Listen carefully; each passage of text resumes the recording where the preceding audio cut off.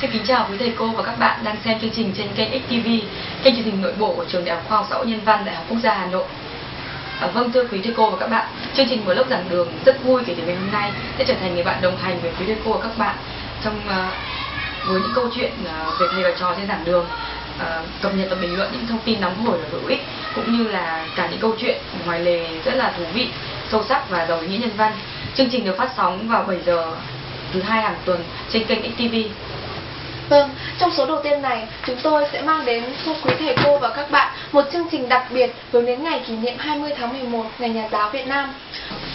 Mở đầu là phần bản tin về các sự kiện, hoạt động nổi bật vừa diễn ra trong tháng 11. Tiếp đến là phần thông tin chỉ dẫn vấn đề được chọn trong số này là hướng dẫn cách thức đăng ký môn học theo tín chỉ dành cho sinh viên K5 năm. Và cuối cùng, chuyên mục Nhân vật trong tuần trân trọng giới thiệu phóng sự cảm động về giáo sư, nhà giáo nhân dân Vũ Dương Ninh, một đời tâm huyết với nghề. Xin mời quý thầy cô và các bạn cùng đến với mục bản tin đầu tuần. Tối Chủ nhật ngày 7 tháng 1, tại hội trường Ký túc xá Mễ Trì đã diễn ra chương trình nghệ thuật đặc biệt Báo chí H3 chào mừng 20 năm thành lập Khoa Báo chí và Truyền thông Trường Đại học Khoa học Xã hội và Nhân văn. Đến với chương trình có các nhà báo lớn, đều là những cựu sinh viên của khoa như MC Bùi Thu Thủy, Phó trưởng ban VT3 Đài Truyền hình Việt Nam, nhà báo Đồng Mạnh Hùng, Phó giám đốc hệ chính trị thời sự VOV1, nhà báo Trang Công Tiến, anh Cáp Thành Long, cùng nhiều nhà báo trẻ nổi tiếng khác. Nhiều tổng biên tập và phó tổng biên tập các tờ báo lớn cũng có mặt. Đặc biệt, Hoa hậu Biển 2010 Nguyễn Thị Loan, cựu sinh viên của trường, cũng về tham dự chương trình.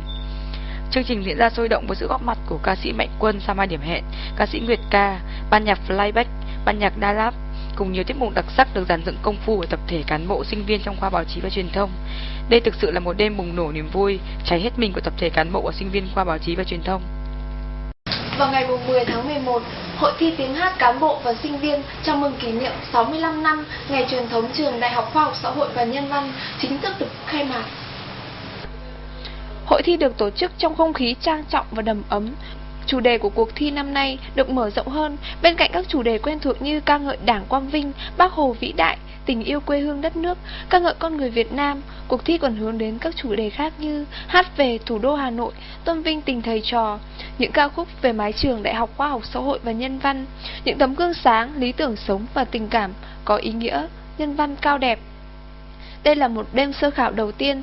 Sau 3 đêm thi, ban tổ chức sẽ chọn ra những tiết mục ấn tượng và xuất sắc nhất tham gia gala và trao giải vào tối ngày 19 tháng 11. Lễ kỷ niệm 15 năm truyền thống khoa du lịch học đã được tổ chức trang trọng vào ngày 20 tháng 11 năm 2010. Dự lễ kỷ niệm có Tổng cục trưởng Tổng cục Du lịch Việt Nam Nguyễn Văn Tuấn, Vụ Phó Vụ Đào tạo Bộ Văn hóa Thể thao và Du lịch Nguyễn Văn Lưu, cùng lãnh đạo nhà trường, các phòng ban chức năng trong trường và các cơ quan doanh nghiệp lữ hành khách sạn. Đặc biệt là sự hiện diện của các thế hệ cán bộ giáo viên, học viên, sinh viên khoa du lịch học. Nhân dịp này, Bộ trưởng Bộ Văn hóa Thể thao và Du lịch đã tặng bằng khen cho tập thể và 3 cá nhân của khoa có thành tích đóng góp cho sự nghiệp phát triển ngành du lịch Việt Nam và sự nghiệp đào tạo nguồn nhân lực du lịch Việt Nam. Sáng ngày 27 tháng 11, Khoa Báo chí và Truyền thông trang trọng tổ chức lễ kỷ niệm 20 năm ngày thành lập 1990-2010, đánh dấu bước xây dựng 20 năm và mở ra một thời kỳ mới phát triển và hội nhập quốc tế. Căn cứ quy chế về tổ chức và hoạt động của Trường Đại học Quốc gia Hà Nội được ban hành vào ngày 1 tháng 10 năm 2001, Hiệu trưởng Trường Đại học Khoa học Xã hội Nhân văn vừa quyết định ấn định mức học phí cho một tín chỉ của môn học trong các chương trình đào tạo hệ đại học chính quy của Trường Đại học Khoa học Xã hội Nhân văn năm học 2010-2011 là 78.000 đồng. Thời gian thu học phí bắt đầu từ ngày 17 tháng 10 năm 2010 đến hết ngày 17 tháng 12 năm 2010. Dành cho các em nhiễm HIV tại Yên Bái, Ba Vì, Hà Nội, hiện đang nuôi dưỡng các em nhỏ từ sơ sinh đến 12 tuổi nhằm mục đích chung tay xoa dịu nỗi đau, những thiệt thòi vô hình mà lớn lao mà các em phải gánh chịu. Đội sinh viên làm công tác xã hội và câu lạc bộ tuyên truyền sức khỏe sinh sản thuộc Hội sinh viên Đại học Khoa học Xã hội và Nhân văn quyết định tổ chức chương trình Giáng sinh ấm lần thứ 2 vào thứ Bảy ngày 30 tháng 11. Chương trình đã tổ chức quyên góp quần áo, sách vở, đồ dùng học tập trong phạm vi nhà trường Đại học Khoa học Xã hội và Nhân văn và các đơn vị phối hợp. Đồng thời, tổ chức một chương trình văn nghệ ấm cúng tại chính địa điểm trung tâm số 2, Yên Bài, Ba Vì, dành cho các em nhân dịp Giáng sinh và Tết Dương lịch sắp tới. Vừa rồi là các thông tin chính về các sự kiện lớn của trường, của các khoa và hoạt động của sinh viên trong tháng 11. Trước khi chuyển sang phần 2 của chương trình, mời quý thầy cô và các bạn thư giãn với ít phút quảng cáo cùng Vinaphone, nhà tài trợ độc quyền của chương trình.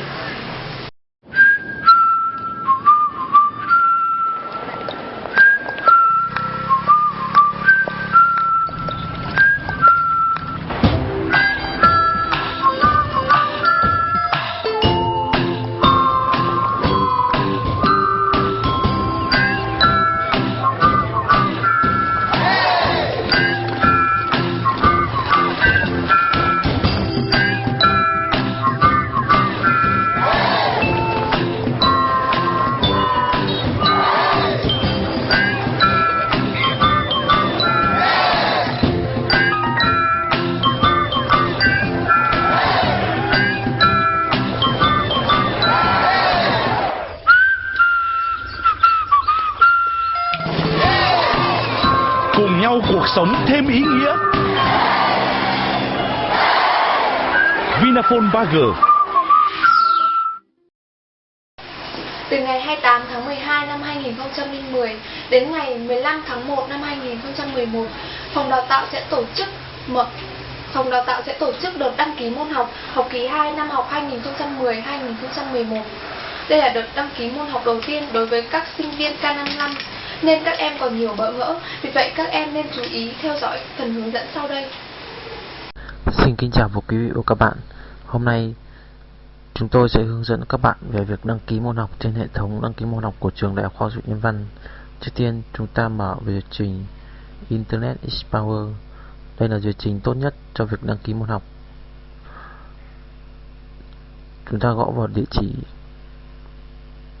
dkmh.ush.edu.vn/dkmh để vào cổng thông tin đăng ký môn học. Đây là giao diện của cổng thông tin đăng ký môn học. Chúng ta nhập tên truy cập và mật khẩu của phòng đào tạo đã cho. Ví dụ tôi nhập mã số sinh viên là 08030561. Lưu ý là các bạn phải nhập đúng mật khẩu để vào hệ thống truy cập.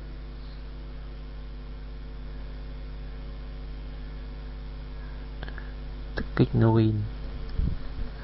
Đây là giao diện của hệ thống đăng ký môn học. Các bạn kích vào phần đăng ký môn học để đăng ký cho học kỳ 2 năm học 2010-2011. Đây là phần giao diện của phần đăng ký môn học. Trong đó có tên môn học, tổng số sinh viên của lớp có thể chứa, số sinh viên đã đăng ký, học phí, thời gian học và buổi học. Các bạn kích vào môn học đã đăng ký. Đây là tôi đã chưa đăng ký môn nào nên chưa có môn nào được chọn. Để đăng ký môn học cũng hết sức đơn giản. Chúng ta chỉ việc ấn vào phần ô vuông chọn bên phía tay trái của tên môn học. Các môn học mà các bạn cần đăng ký là những môn học mà phòng đào tạo đã gửi mail cho mỗi sinh viên.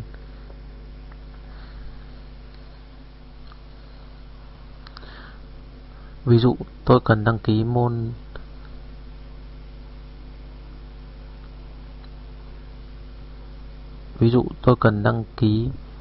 môn các thể loại báo chí, quảng cáo trên báo chí. Tôi ấn vào ô vuông bên tay phải và ấn phần đăng ký.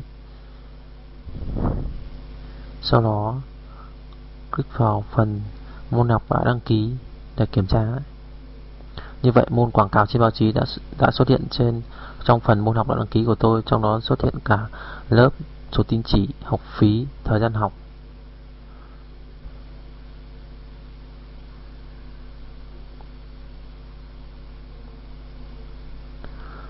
Để tiếp tục đăng ký, tôi chọn môn học theo ngành.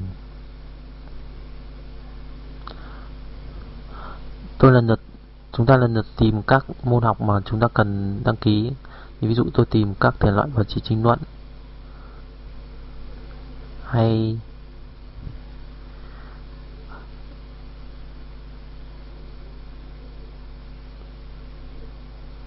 sản xuất chương trình truyền hình. Chúng ta có thể đăng ký nhiều môn học cùng một lúc. Chỉ cần việc ấn phần ô vuông, phần chọn bên trái của tên môn học và ấn phần ô đăng ký ở cuối góc trái màn hình. Như vậy công việc đăng ký của chúng ta là hoàn thành. Để kiểm tra lại, chúng ta vào phần môn học đã đăng ký. Như vậy tôi đã đăng ký được 3 môn học, đó là các thể loại báo chí chính luận nghệ thuật, quảng cáo trên báo chí và sản xuất chương trình truyền hình. Tiếp tục đăng ký, tôi chọn vào phần môn học theo ngành.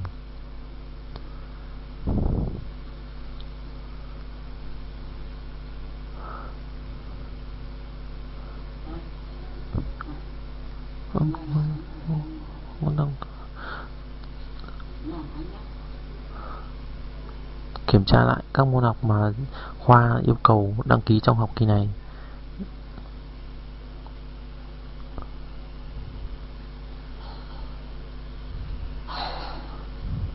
Và lưu ý tờ kho biểu của môn học để không bị trùng lịch học. Công việc tiếp theo chỉ cần đăng ký đủ số môn mà khoa đã quy định.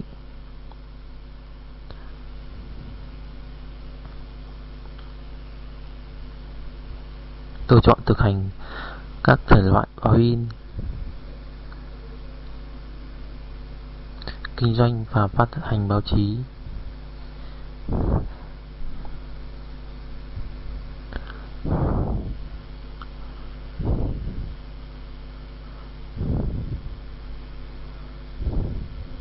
Đôi khi hệ thống mạng có thể hơi chậm một chút vì số lượng đăng ký quá nhiều, vì vậy các bạn hãy kiên nhẫn chờ đợi để đăng ký. Lưu ý là các bạn không nên ồ ạt vào hệ thống đăng ký môn học, bởi vì các bạn vào ồ ạt như vậy thì hệ thống sẽ rất dễ bị lỗi và chúng ta sẽ phải đăng ký lại hoàn toàn từ đầu. Như vậy tôi đã đăng ký đủ 7 môn học của tôi trong học kỳ 2 năm học 2010-2011. Để hủy môn học, ta chỉ cần kích vào chữ hủy ở góc bên phải màn hình và ấn chữ OK để chắc chắn hủy. Như vậy việc hủy đã thành công. Chúc các bạn đăng ký môn học thành công. Kính thưa quý thầy cô và các bạn, trường Đại học Khoa học Xã hội và Nhân văn được biết đến là ngôi trường đại học lâu đời gắn với tên tuổi của rất nhiều giáo sư, phó giáo sư và những nhà giáo uy tín. Một trong những người thầy danh tiếng đã cống hiến gần trọn cuộc đời mình trong ngôi trường và rất nhiều thế hệ sinh viên còn ghi nhớ, yêu mến và kính trọng. Đó là giáo sư, nhà giáo nhân dân Vũ Dương Ninh, nguyên chủ nhiệm khoa quốc tế học và đã từng giữ nhiều trọng trách quan trọng khác trong trường. Rồi sau đây là câu chuyện kể chân thực và cảm động về người thầy vĩ đại ấy. Phóng sự được thực hiện bởi nhóm sinh viên khoa quản trị truyền thông và trung tâm nghiệp vụ truyền hình trường Đại học Khoa học Xã hội và Nhân văn.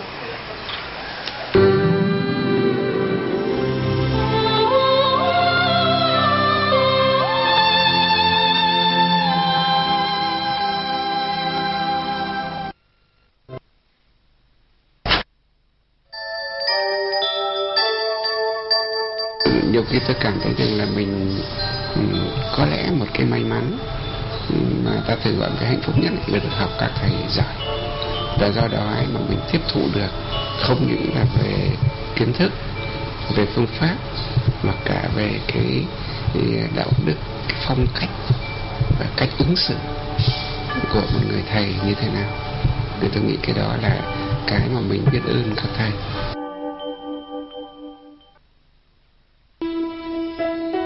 Đó là những lời tâm sự cởi mở và chân thành của giáo sư, nhà giáo nhân dân Vũ Dương Ninh, một người thầy giáo mẫu mực mà cả cuộc đời cống hiến hết mình cho sự nghiệp trồng người và nghiên cứu khoa học. Gần nửa thế kỷ gắn bó với trường Đại học Tổng hợp Hà Nội, nay là trường Đại học Khoa học Xã hội và Nhân văn. Đến nay, mặc dù đã bước sang tuổi thất thập cổ lai hy, nhưng giáo sư Vũ Dương Ninh vẫn bền bỉ với công việc giảng dạy và nghiên cứu của mình. Cơ duyên đến với ngành sử học của thầy như một sự tình cờ, hay đúng hơn, đó là sự an bài của số phận mà cho đến giờ chính thầy cũng không lý giải được.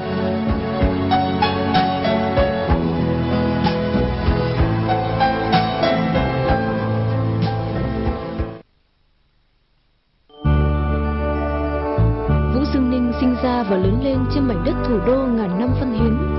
Con phố Cửa Bắc gắn bó với thầy suốt thời thơ ấu, in dấu từng bước chân của cậu học trò trường Bưởi, vốn ham học và yêu thích các môn khoa học tự nhiên, năng nổ nhiệt tình trong các hoạt động xã hội. hữu duyên thiên lý năng tương ngộ. Trong một vài lần đến giảng đường đại học, thầy đã được tiếp xúc trò chuyện với giáo sư Trần Văn Dầu, giáo sư Thiếu Sơn. Chính lòng đam mê và sự uyên thâm về lịch sử của các thầy đã tác động mạnh mẽ đến lối suy nghĩ và quan niệm của cậu học trò đất Hà Thành này. Từ đó, Vũ Dương Ninh lấy lịch sử làm niềm đam mê cho riêng mình và thầy trở thành sinh viên khóa đầu tiên khoa lịch sử trường Đại học Tổng hợp Hà Nội.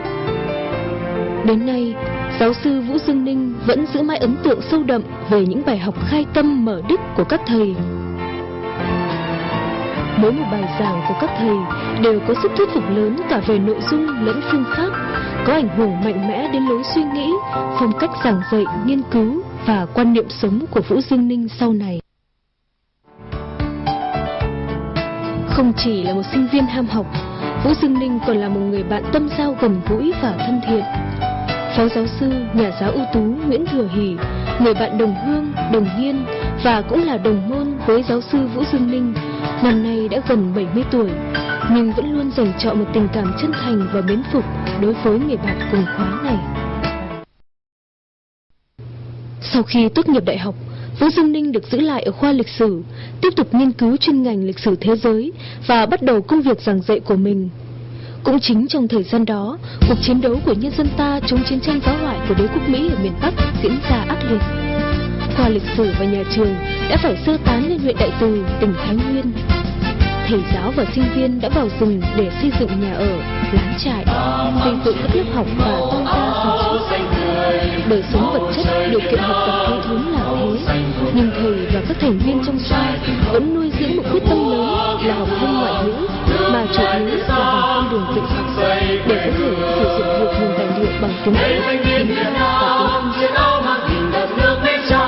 Trong khói lửa của chiến tranh, từ trên những chiếc bàn tre, dưới ánh đèn dầu không đủ sáng, dưới những lán cỏ và sự đùm bọc che chở của bà con đi sơ tán, từng phần dự cuốn giáo trình lịch sử thế giới đã được biên soạn và ứng dụng trong việc giảng dạy cho sinh viên. Vừa làm vừa học, vừa giảng dạy vừa tích lũy kinh nghiệm. Qua thực tiễn gian khó, thầy đã từng bước trưởng thành và trở thành hạt nhân cốt lõi trong việc xây dựng một số ngành học của trường, cũng như của nhiều trường đại học phía Nam sau khi đất nước thống nhất. Kể từ những tháng năm đầy gian lao ấy, trước sau thầy vẫn là người chuyên tâm nghiên cứu lịch sử thế giới nói chung và lịch sử cận hiện đại nói riêng. Nhiều năm là chủ nhiệm bộ môn lịch sử thế giới và phó chủ nhiệm khoa lịch sử, thầy Vũ Dương Ninh đã đem bầu nhiệt huyết khoa học của mình góp công đào luyện nên nhiều lớp học trò chuyên về lịch sử thế giới và các vấn đề quan hệ quốc tế. Hơn 40 năm đứng trên bục giảng, bao nhiêu lớp sinh viên đã được thầy dìu dắt chỉ bảo. Trong những thế hệ sinh viên ấy, có một thế hệ mà cho đến giờ khi nhắc lại, thầy vẫn trào dâng một niềm cảm xúc. Đó chính là thế hệ những sinh viên thời chống Mỹ, sẵn sàng các hút nghiên để lên đường ra chiến trường. Nhưng trong lửa đạn chiến tranh khốc liệt, họ vẫn khao khát được học, được trở lại giảng đường thân thuộc. Khi mà chúng tôi vào tiếp quản để mà giảng dạy ở cái trường đại học Văn Khoa trong Sài Gòn ấy, thì nhiều anh em lại trở về học. Thì cái ấn tượng sâu sắc nhất đối tôi là một buổi tối thì thầy cho anh em cũ đấy ngồi với nhau, thì anh em có nói chuyện này mà tôi rất là cảm động. Nói là trong cái thời gian mà đi ở trong miền Nam chiến đấu như vậy, cũng có những lúc anh em gặp nhau thì đều nhắc lại trường, nhắc lại khoa, nhắc lại các thầy, hình ảnh các thầy. Và các bạn ấy còn đùa là mỗi anh đóng vai một thầy với cái thói quen của thầy đó. Những thói quen hay, những thói quen dở.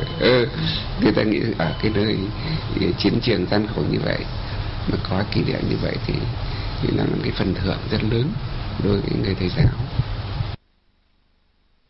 Năm 1995, trước những yêu cầu phát triển mới của đất nước, từ một ngành học của khoa lịch sử, giáo sư Vũ Dương Ninh cùng với các cộng sự của mình đã khởi xướng và thành lập ngành nghiên cứu quốc tế. Đến nay, ngành học này đã trở thành khoa quốc tế học thuộc trường Đại học Khoa học Xã hội và Nhân văn.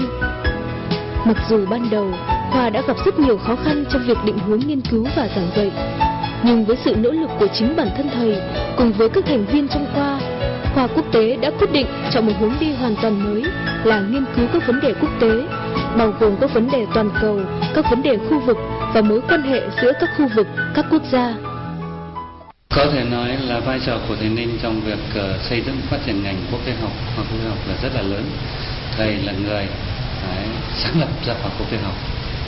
Điều đó được thể hiện ngay từ năm 1993 khi còn là giáo sư ở bộ môn lịch sử thế giới của khoa lịch sử.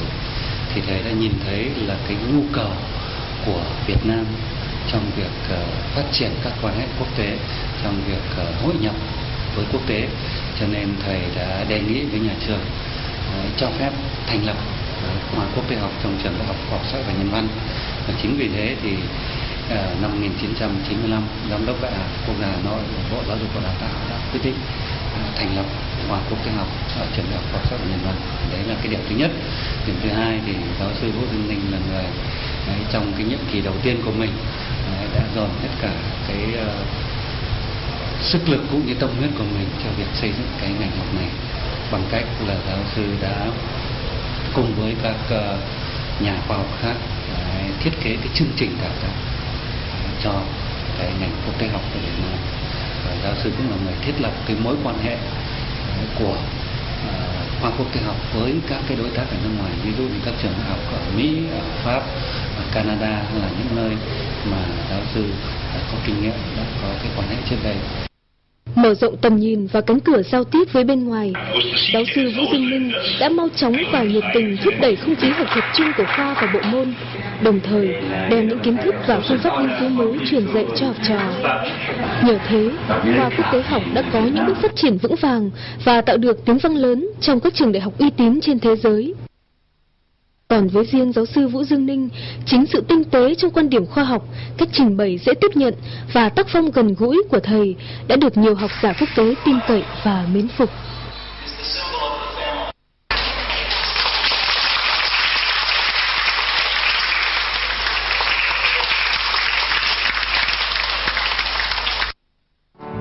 Nhờ uy tín và tầm nhìn khoa học, giáo sư Vũ Dương Ninh được Bộ Giáo dục và Đào tạo giao nhiệm vụ chủ trì xây dựng chương trình đào tạo đại học và sau đại học các môn lịch sử thế giới, lịch sử quan hệ quốc tế, lịch sử văn minh thế giới để sử dụng chung trong các trường đại học trên cả nước.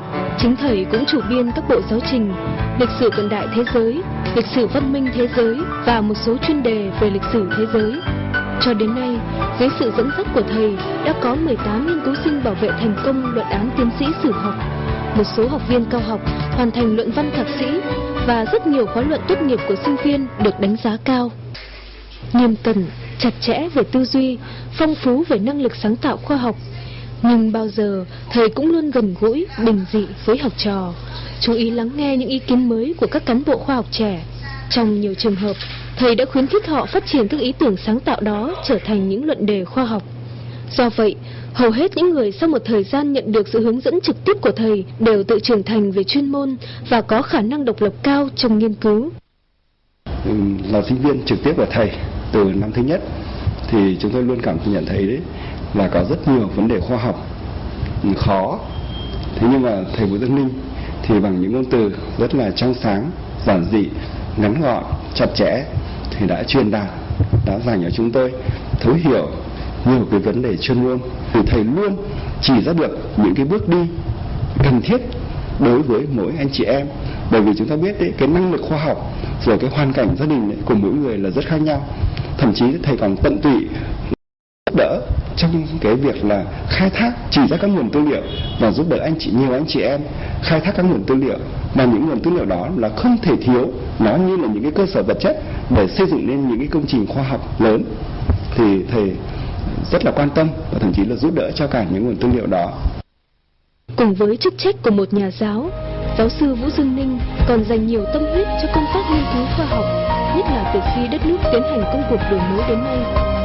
Hướng nghiên cứu chính của thầy là đi sâu vào quan hệ Việt Nam, ASEAN và các vấn đề hội nhập quốc tế của Việt Nam. Theo quan niệm của giáo sư Vũ Dương Ninh, việc có được những công trình khoa học nghiêm túc về thế giới sẽ góp phần làm sáng tỏ nhiều vấn đề trong lịch sử dân tộc. Từ đó có thể rút ra những liên hệ, chất lọc kinh nghiệm quý để rồi đưa đến lựa chọn cho các giải pháp, đối sách thích hợp. Hiểu mình, hiểu thế giới, nắm bắt đúng các xu hướng vận động và phát triển của thế giới là một trong những nhân tố cốt lõi trong việc hoạch định các chính sách phát triển của mỗi quốc gia và hội nhập quốc tế.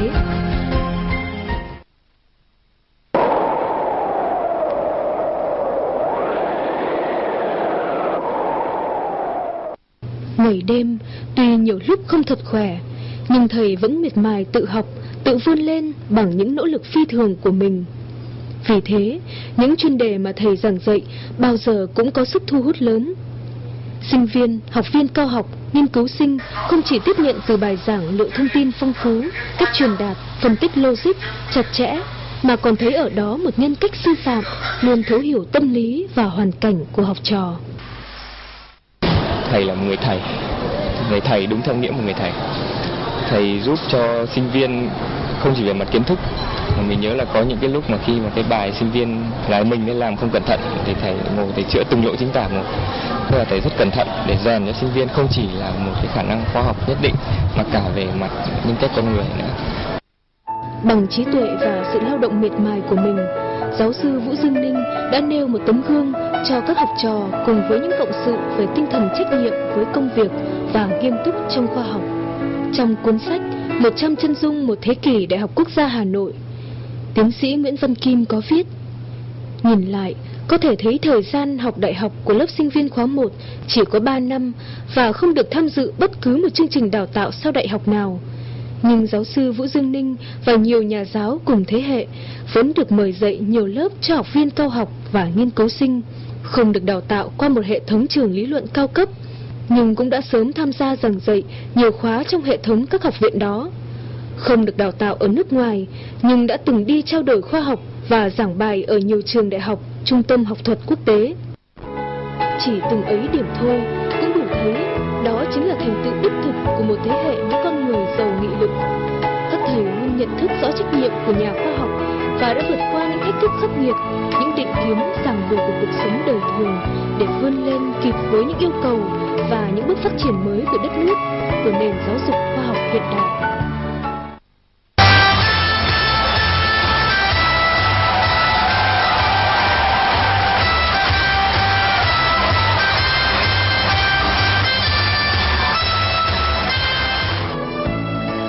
Ở cái tuổi 70, thầy vẫn giữ một tình cảm chân thành, nồng hậu đối với sinh viên, với thế hệ trẻ. Là một nhà giáo, giáo sư Vũ Dương Ninh luôn tin ở học trò, tin vào năng lực sáng tạo và bản lĩnh khoa học của họ trong điều kiện đất nước đang từng ngày đổi thay. Thầy đã chọn nghề giáo, mải miết đi trên dặm đường dài nhiều chông gai, nhưng cũng thật vinh quang. Suy ngẫm và chiêm nghiệm về cuộc đời làm nhà giáo và nhà khoa học, thầy vẫn thấy mình đã chọn hướng đi đúng, bởi như thầy đã từng tâm sự, nghề dạy học đem lại cho tôi niềm vui, sự trẻ trung và tình yêu cuộc sống.